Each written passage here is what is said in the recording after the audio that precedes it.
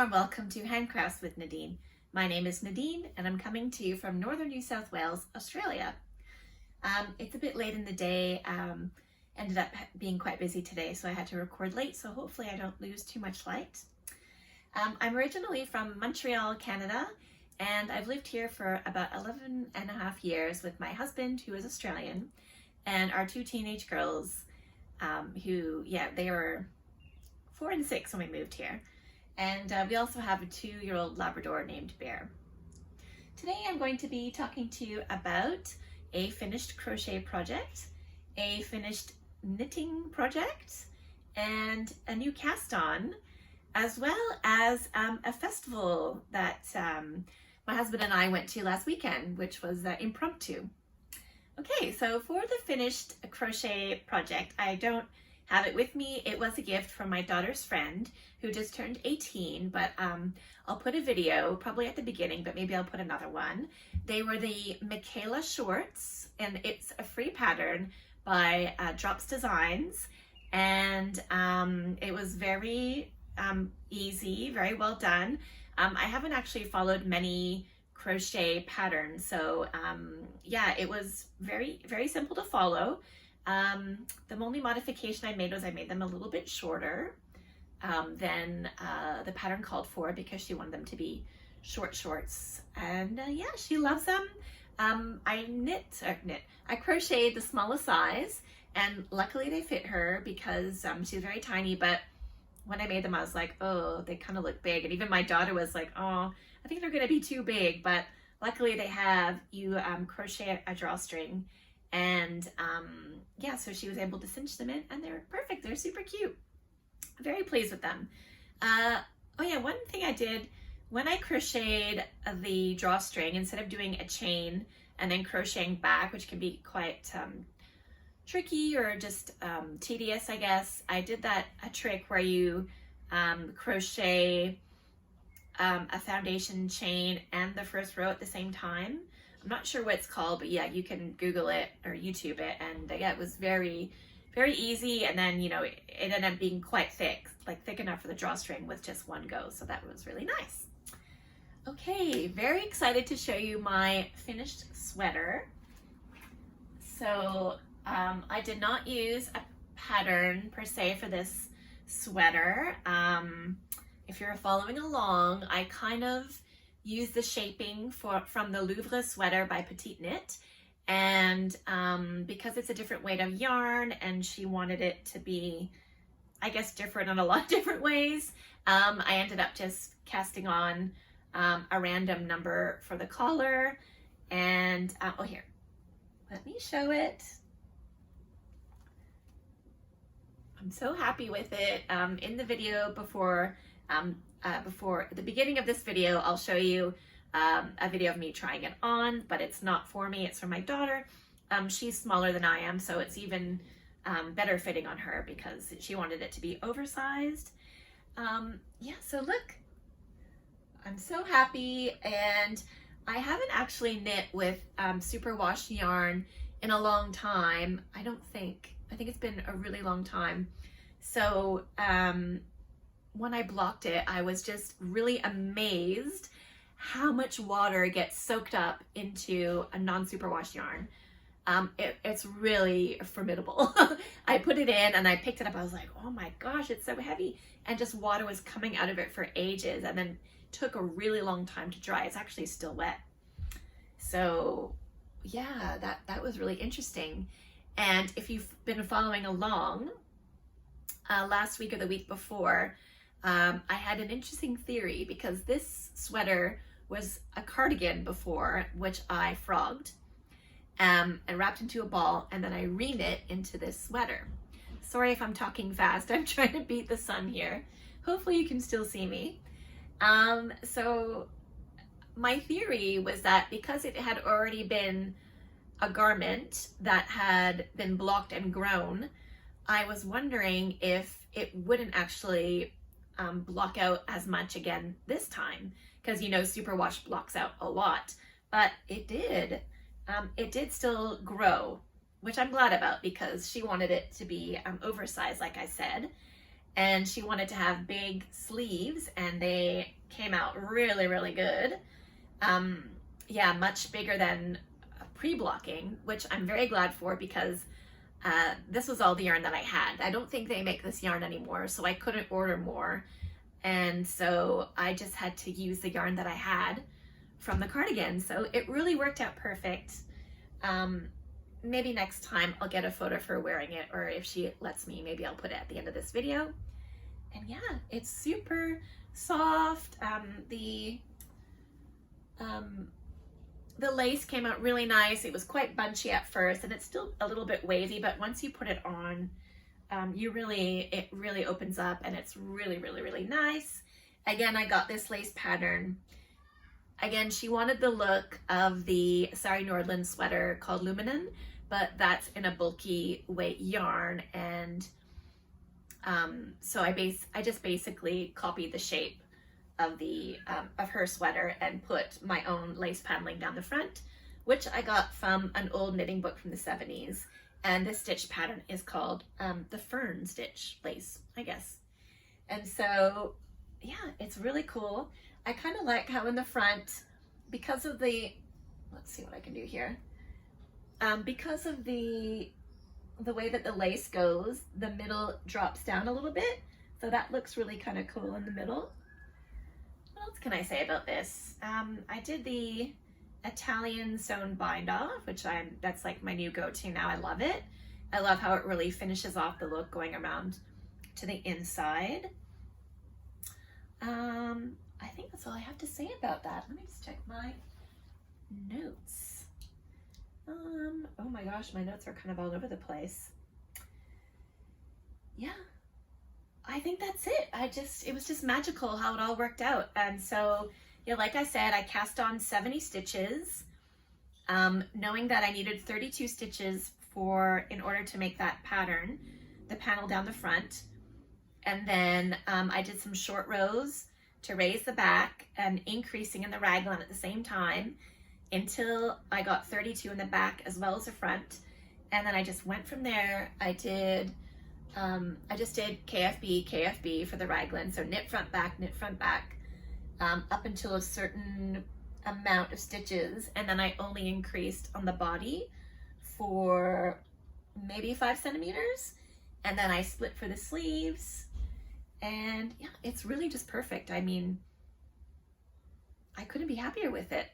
So there you go. I would highly encourage you to try to make a sweater, yeah, using something else to kind of base on a little bit and then just going for it. And if it doesn't work out, like I was very lucky that it worked out, but if it didn't, just rip it out, knit again.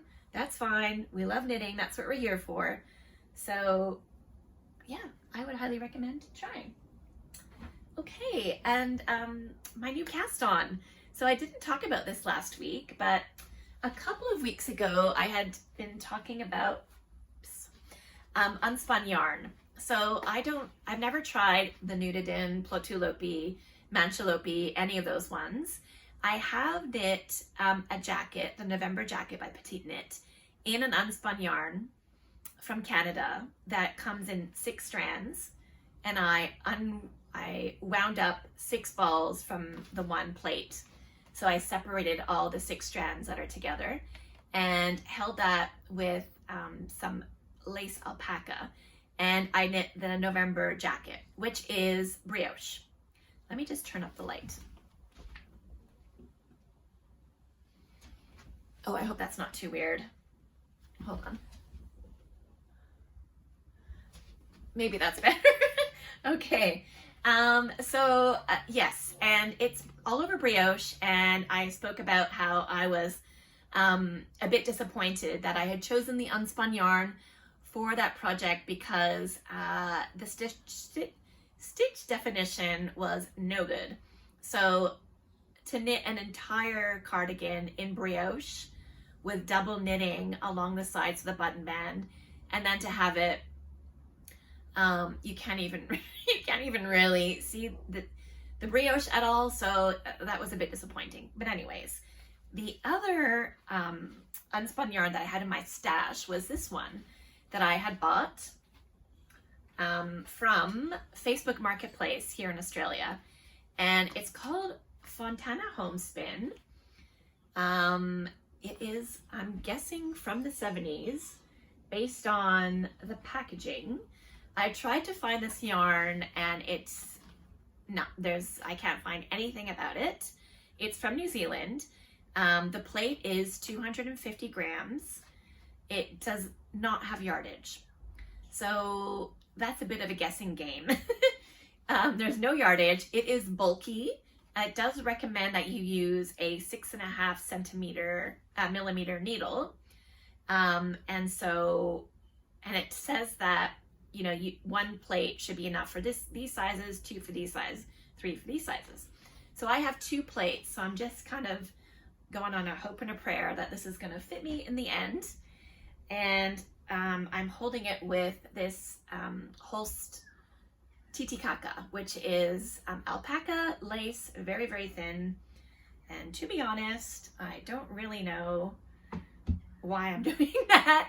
Maybe I did want to darken the color a little bit, So the Titicaca is very dark brown, and this one is more like a hot chocolate. So together, I thought that it would, yeah, just give the color a bit more depth, which I guess it has. So here's what I've got, and there's, with the lighting, I'm not really sure how that's coming up, but yeah, I think it has darkened it a little bit. So I am knitting the Sunday cardigan, also by Petite Knit, and I think I'm making the size medium. I did a little baby swatch, and yeah, I think that with the same needles, I think it's going to be fine. As far as the gauge goes, like I said, I don't know the meterage or yardage of this yarn, so I'm just really hoping that I'm going to have enough. So I didn't want to make a swatch and, you know, wet it and all that, because then that would be wasting the yarn. I don't think I would be able to undo it being unspun yarn. That being said, this yarn is actually, it's quite hardy for an unspun, I guess because it is bulky. And yeah, it's a shame that they don't sell it anymore. But what else? It's not soft. It's not scratchy, but I definitely would not call this soft. I'm hoping that once it's finished and I block it, it will soften up. And, you know, with wear and extra washes and stuff, I do hope that it will soften up a lot more, because right now I gotta say, yeah, again, it's not scratchy. It feels weird. I want to say it almost feels like it has spinning oil in it, but it's not spun. So that can't be right. And I don't know. I feel like it's probably not dyed as well. There's no dye lot number or anything. It just says pure wool. So I imagine that's from a brown sheep. Funny story. My husband used to live in New Zealand when he was growing up, and he had a neighbor who had brown sheep, and she actually knit him a sweater using a knitting machine. So he has a sweater, as he calls it, a jumper, kind of in a similar color to this, from his childhood. He still has it, and I'll have to find it and show it sometime, because yeah, it's quite special.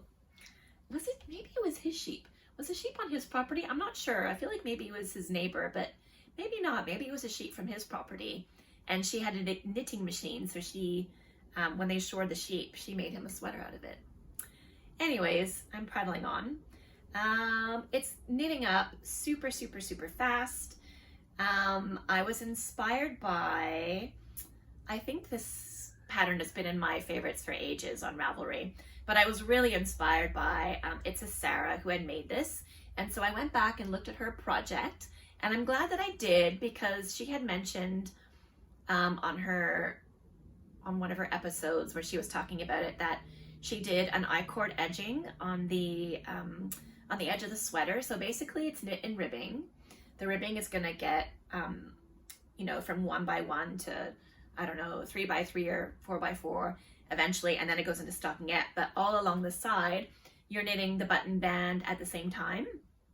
And so Petite Knit suggests to knit them tight and to, I forget, she's got some technique in the pattern, which I probably shouldn't say anyways, because it's a paint pattern. But somebody had suggested to Sarah from It Is a Sarah to do the I-cord edging. So I've been doing that, and it looks amazing. You know, it's got that, again, continual look of it wrapping around, and that's done by, on the one direction, because it's knit flat. Okay, you knit all the knits, and then you slip the purls with the yarn in front for the first 3 stitches. So on this way, I've got knit, purl, knit. So I would knit the knit stitch, put the yarn in the front, pass the stitch over, and then knit the next one, and then keep going in pattern to the end and do the same thing on the end. So basically double knitting, I guess, double knitting for 3 stitches. So then when you're on the wrong side, you're purling, so you slip the first purl with the yarn down, and then you knit the next stitch, bring the yarn back into the front, slip that stitch over, and then continue as you go. And yeah, it looks really, really nice. So I feel like the stitch definition is a bit better than my previous sweater, which, yeah, had the brioche. Let me just pull it out.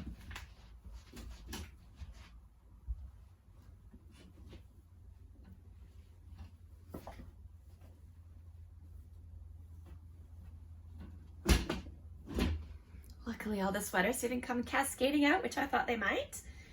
So this was the one that I talk about. Oh, not to mention, it's so bally. It pills like crazy, but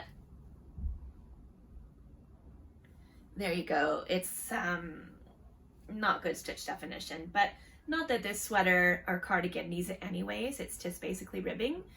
So yeah, I didn't even weave. I haven't, oh, I not only did not weave in my end, I just pulled off my end because yeah, I don't think that's going to come undone. No, it's quite felted. Anyways, but yeah, that is that. I just realized that I forgot to mention what I am wearing. I've just got home from picking up my daughter from school. I'm all out of sorts. Sorry. This is the, I guess if you don't, you know, if you're not from the planet Earth, you wouldn't know what this is. This is the Ranunculus. This is the first Ranunculus that I knit. I know this is probably one of the most popular patterns on Ravelry in the knitting community, and I knit it about 5 years ago. This yarn is Blue Sky. I think it used to be called Blue Sky Alpaca or Blue Sky. I think I wrote it down. Hang on. The last is Blue Sky Fiber, and it is in alpaca silk. So that being said, okay, we're getting into spring here in Australia, which, you know, is nice in a lot of ways, but then I'm going to be very sad because I'm going to miss wearing all of my jumpers. But today actually got up to, I think, 24 or 25 degrees. So it was very, very warm. And I had this on earlier, and because of the alpaca content, it was actually a bit itchy. Now that it's cooler, it's not itching me at all. But it's funny about alpaca that it can be itchy because it feels so soft. Yeah, but it does have a little bit of silk in it as well. When my daughter was in preschool at the Waldorf school in Montreal, the teacher said to me, we were talking about woolen hats or something in winter, and I was saying, oh yeah, alpaca, I think alpaca is warmer than wool. And she said, well, and then we were talking about itchiness, and she said, the itch factor, itchiness actually helps you stay warm, which I thought was very interesting because when you're itchy, your body sends like blood to the area, and so that helps keep you warm, which I thought was very, very interesting. Anyways, so I had knit this in that yarn. I originally bought this yarn back when we lived in Montreal at Espace Tricot. I believe I bought it there with the intention of making a Stephen West shawl, but that never happened, and it was in my stash for years. And then finally 5 years ago, I said, I gotta make something out of this. It's so nice, and it's such a beautiful color. So I decided to make the Ranunculus. I had 3 skeins, and it was only just enough. This was back when there was only a one size fits all. And I only had just enough yarn to cast off, and the cast off is super tight. Like that's as far as I can stretch it, but that's fine. I just really wanted the length for it to be, because it's quite cropped, but I wanted it to be long enough. And yeah, I just cast off when I got to the sleeves. So I didn't even put them on hold. I think as I got here, I just cast off and then kept going in the round. And to be honest, I don't really wear this very often. Reason being, living in Australia in the summer, it is way too hot to wear this in the summer, especially with the alpaca and the prickle factor. So, and then in winter, it's generally too cold to wear this. So it's kind of an in-between season thing, but actually on a day like today, it was not bad. It was a little itchy in the day, and now it feels perfect. So yeah, that's all I have to say about that. And then I'm also wearing where should I go over here? The chanterelle pants from So Liberated. And I have sewn these in some linen that I bought from a linen duvet set that I bought from H&M. If you've been watching my episodes, you'll know that I've used this many times to sew many different things, dresses, skirts, pants. So it was on sale for $39, and it was a duvet. So it was fabric, but two, because, you know, it's a duvet cover. So much fabric in there. So, and I'm very, very comfortable because, you know, they're made for sleeping in. So, and it's pre-washed, and yeah, the drape is really, really pretty. These are the chanterelle pants from So Liberated, and it's the first and only time that I've sewn them. I would like to make another pair pretty soon, I think. I sewed the straight leg version, not the one that comes in at the bottom, though I do think those are very cute as well. Oh yeah, a mistake that I made, which I know I realize every time I put my hands in my pockets, is they have French seams, and that one is inside out. So a French seam is when you sew the two sides together along the edge, and then you flip it, so wrong sides together, then you flip it this way, right sides together, and you sew it again. And then when you fold it back over, your seam is hidden inside, and it's quite a nice look. So I did it right on this side, and on this side, I did it inside out so that the extra flap is sticking inside my pocket. So yeah, even though, you know, you couldn't tell by looking at it, every time I put my hand in my pocket, I'm like, Argh. So I'm debating if I'll probably just unpick it and then by hand kind of fix it, like put it the right way and sew it together, because yeah, it's quite annoying every time I put my hand in to, you know, be reminded of the mistake that I made. Anyways, okay, the last thing I wanted to talk about is last Friday, my husband was reading our local newspaper and saw that there was just a second, I'm going to turn up the light. It's now, dark outside, so hopefully that's okay. So he saw that there was going to be a festival in Nimbin, which is about an hour drive away from us, and it was called the Forgotten Arts Festival. And it said there was going to be spinning and indigo dyeing, and, you know, there was shoemaking and, you know, all the good stuff that we love. So I was like, what? Yeah, let's go. So we hopped in the car, and I brought my knitting, and then he then started, instead of going left where it's mostly highway, he went right. And I was like, oh, weren't we gonna take the highway? And he said, no, it's actually faster to go this way. Faster, yes, but it was, you know, country driving. So unfortunately, I was not even able to do my knitting because I did not want to get sick. I don't know about you, but knitting in the car, perfectly fine on a highway, but knitting in the car on country roads, no.